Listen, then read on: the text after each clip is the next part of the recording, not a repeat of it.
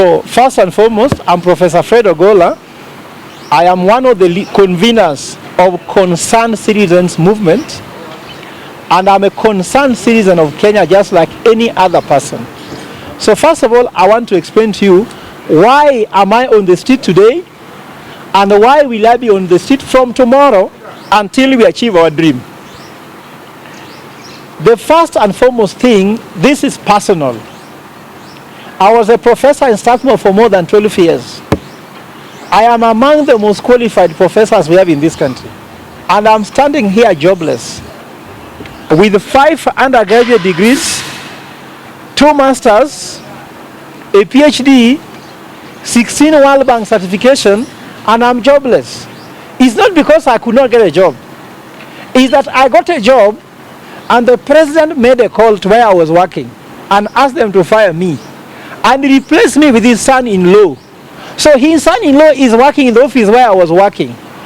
And I'm asking myself, is that a president who has a heart? So even if people are annoyed and mad at him, will I sympathize with him because he can fire people directly and replace with his cronies? And I'm not the only one. All the parastatals, he has plucked people out of it and put people he wants. Kenya Gazette Notice has been very busy since the president took office. Hiring and firing, firing and hiring, creating an office after an office and replacing them with cronies. So I will be on the street because I am there with all the 24 million Kenyans who cannot find a job, and William Ruto has put the economy on reverse gear. What do I mean? The Kenyans are qualified. The human resource capacity of Kenya are ahead of the economy because the economy is being driven from the reverse gear. And he has put the reverse gear, freezing all employment, like the budget for 2024, 2025. He has frozen the budget. And I'm asking myself like an economist, how can a budget of 4.2 trillion shillings not create even a single job? If the government has frozen a job, who is going to create these jobs for them? The president also simply said that he is going to take 500 Kenyans per month to Germany to work. By now, there should be 120,000 Kenyans going to work in Germany. Where are they? The president who do not want to create a job for its people, Kenyans are suffering. So the president is killing Kenyans and is killing them using a pen, which means finance bill. The finance bill of 2023-2024 was a death penalty to us. Now he has brought another one, which we miss that penalty. There's another penalty which has come, which is more painful, Finance Bill 2024. I'm on the street because it is personal, and this personal thing is not only to me, it is all other Kenyans who are employed. Imagine 525,000 students join campus, university campus every year, and they have frozen employment.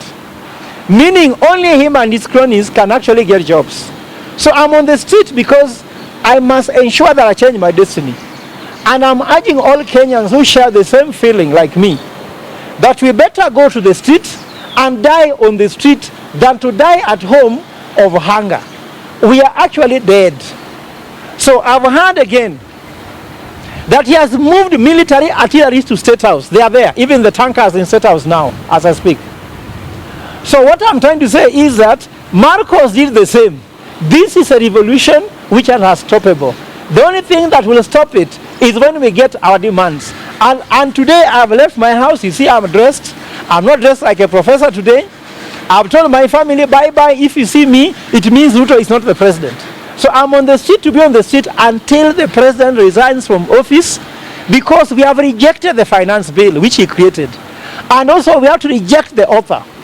When you reject the eggs, we must reject the chicken also. So the cause of our pain is one, William Ruto.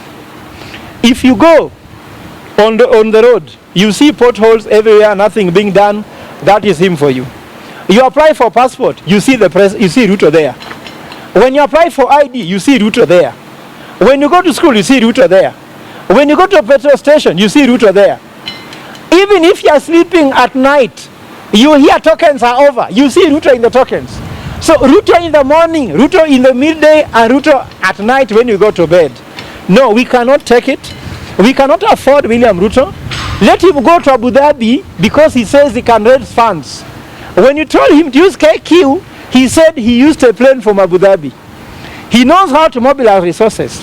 Instead of bringing the finance bill that makes Kenya broke, let him go to Abu Dhabi, get the money from his financials, and live his life. But he cannot live his life in Kenya. Let him go to Abu Dhabi.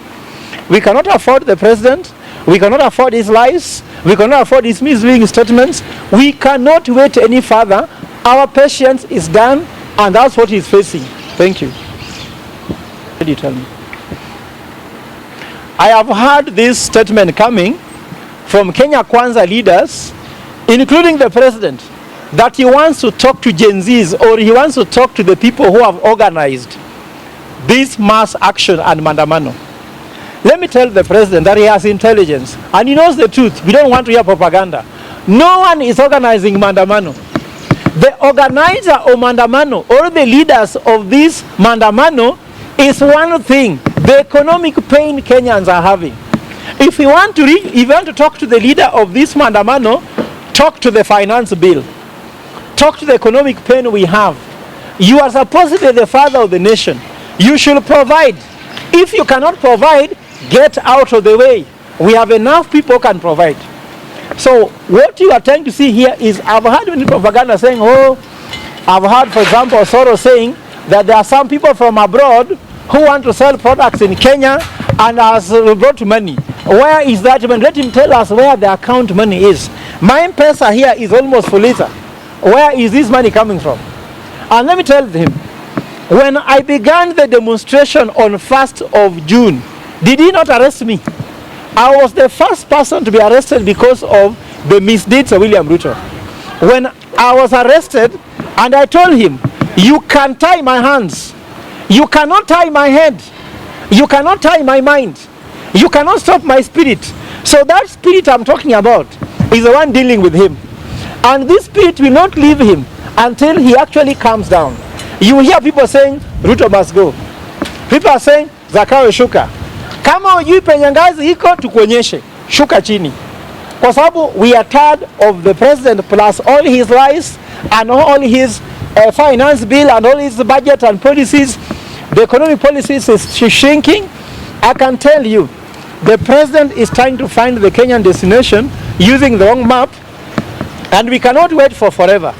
For him, he's enjoying shouting at us, live within our means. Some of us have no means at all. The only means we now have, which we live up to, is to come to State House. The only means we have now is to come and tell you to withdraw all those economic policies and let Kenyans survive. If you cannot govern this country, just resign. That's what we are trying to say. Our means is over. The only means is to come to the street. That's how we are going to live. We shall drink the water, the sweat, the tear gas on the street from tomorrow until you come down. So there are no leaders here. The leader is that we are having a common pain. When you boda boda, or you are selling in the open market the way you call them mama mboga. But for us, we know there is no mama mboga. Hakuna mtu alizaa mboga hapa Kenya. We know that there is, everybody's business must be respected. You cannot call somebody the name of the business they do. Whether you are a teacher, whether you are a doctor, whether you are a policeman, even the ones going to fight us tomorrow, whether you are a military, all of us are concerned citizens of Kenya because the economy is going the wrong direction. So all of us are feeling pain. So this is the common pain taking people to the street. There is no leader. If you are waiting for a leader, it won't work.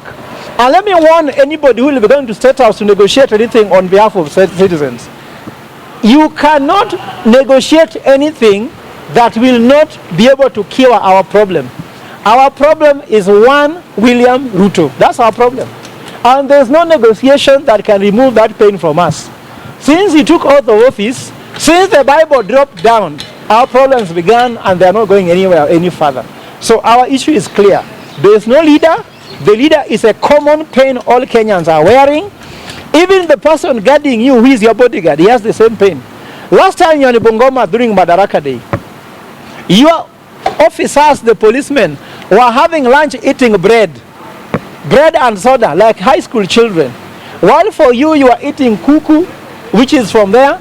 You are eating ugali, eating nice meals. Other people are eating outside. A father cannot eat before their children eat. You are a father who comes home, eats very well, wipe his mouth, wipe their hands, then ask children, have you eaten? So this time, we want you to eat last. And by eating last, we mean we are coming after you on the street. Face to face, we shall meet. Where it will end, we don't know. Whether we die, we died a long time ago. Because everybody has no hope anymore. The only hope is that you must leave office. And this is not just about finance bill. This is about your administration, which has taken Kenya the wrong route. And I can tell you, if you do not think twice, it might be too late. You better resign before the state goes into anarchy, because that provision is there. Because Parliament cannot impeach you in spite of the fact that you are doing the wrong things and you are buying them. Thank you. I want to take this time to encourage all the GenZs for having led what we as parents have failed. I'm not a GenZ myself, because actually by all the generation, me, I'm a baby boomer. Baby boomers, for us, our work was to shatter all the cultural boundaries and feel like we are one as a country. There's no cultural boundaries that bind us. Baby boomers have intermarried like us. Most of us are not even married from our tribe. We are baby boomers. We shattered all the tribal boundaries. We believe we are Kenyans. We believe that all Kenyans are the same in the laboratory. If you test Kenyans, there will be no tribe. There will be no culture in our blood. We shall only have one Kenyan blood, which comes from our forefathers and ancestors. So that's who we are. We shattered that.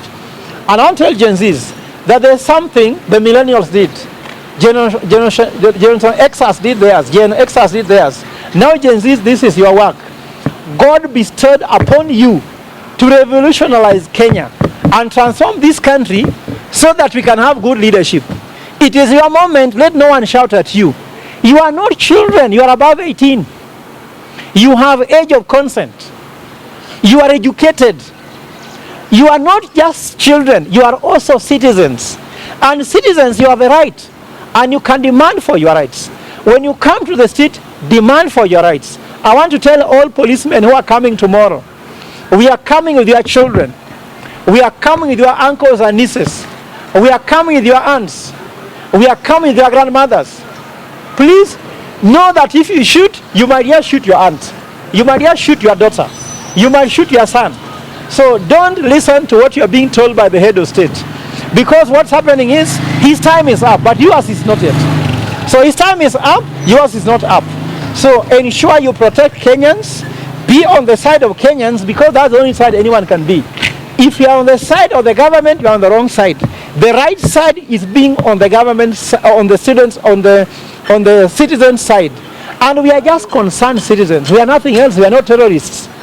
We are not anything else. We are not trying to demand something wrong. We are just citizens who are concerned, who are demanding their rights, and they deserve to demand for those rights. And no one should tell us what to do, because all of them have been defeated. Some of our parents have agreed that there's a system. Some of them have agreed that there's a deep state. Some of them have agreed that there are structures. But remember, Gen Zs are what I call mold breakers. They have broken all the mold. Don't tell us to go to the regional office to look for permission from the police. Those are molds. We don't buy molds here. For us, there's no mold. We know we have a right. We come to the street and we show our discontent and to show the government the direction, because we have listened for almost 2 years. No direction is going on. So I can encourage you, continue what you are doing, because if you don't do it, no more generation will do what you are doing now. It has been stood upon you by God. And I want to encourage you, do not be desperate. You are not fighting your own battle. You are fighting the battle of Yahweh. In Numbers 21:14, Yahweh has never lost a battle.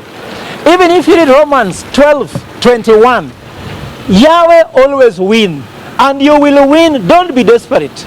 Do not be threatened by tankers. They are not enough to finish us. The ones which will remain will take Kenya forward. And for now, we are taking an oath. It is life and death. When it is life and death, our study is different from someone trying to save his life. For us, it is life and death. You save your life. Jesus said, if you give up your life, it will be given to you. If you keep it so tightly, it will be taken away. So we live tomorrow, we are giving our life, and that life will be given back to us. Thank you.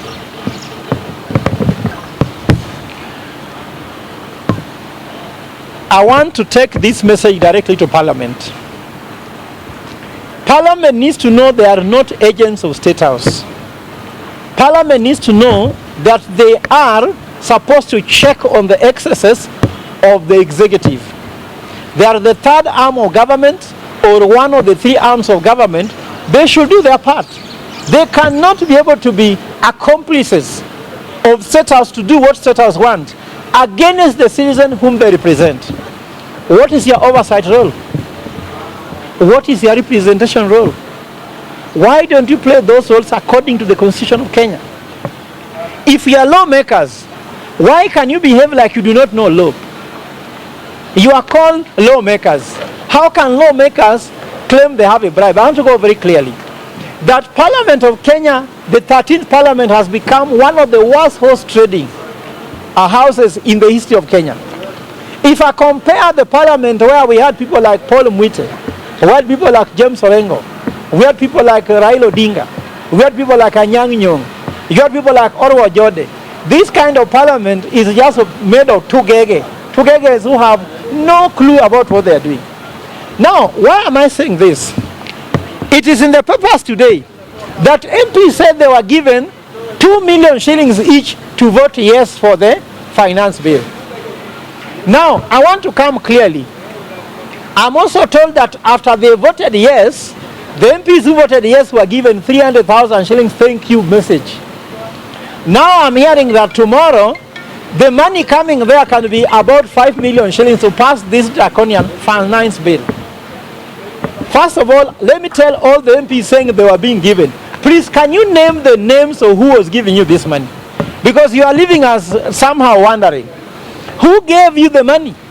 Who was giving the 2 million shillings? Who gave the 300,000 shillings that you are saying? We are the one saying, you're the one saying it. Can you come out clearly and transparently disclose so that the Anti-Corruption Commission can take the cases forward? Why are you doing this all in darkness? You are looking for social media sort of, let's say, sympathy, so that people don't come to attack you. So you say, I was bribed and I voted no. Who bribed you? How much was he given? Where did he give you this money? And what was the instruction? And did you follow the instruction? We want people to name names. If you are mature enough as member of parliament, name the names of those who gave you money. And I want to urge you tomorrow, if you betray Kenyans tomorrow by passing the bill in the name of working for the president, you will know very well that we own the street. So long as we own the street, we do not care who owns parliament. We don't care who owns State House.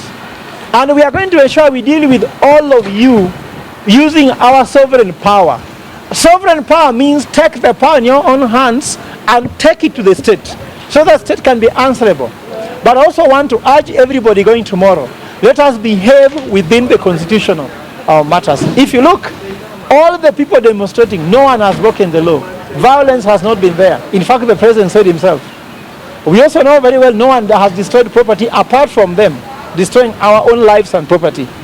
I want to end also by urging the state, please release all the people you have arrested, you have abducted, and stop arresting people. Because tomorrow, if you want to arrest them, you are going to arrest numbers you cannot handle. And when we go to the cell, we shall start fighting even inside the cell with the policemen. It will become chaos. And in the end, we are looking for all strategies possible. How can we prove a point to this government by telling them that people's power cannot be taken down? All the powers they are using are not your power. They are delegated powers, and they can be recalled back. And that's why we launched Mwananchi Bill, to use the constitutional means to remove this government from office through recalling the president and deputy president. And I want to urge Kenyans, be peaceful tomorrow, demonstrate, do not be afraid, no one should scare you. I ask the government not to use force against its own people. Remember, that force you want to use, the power you want to use against Kenyans, that power has been given to you by the very Kenyans you want to mistreat. So we shall take it back if you misuse it. Thank you.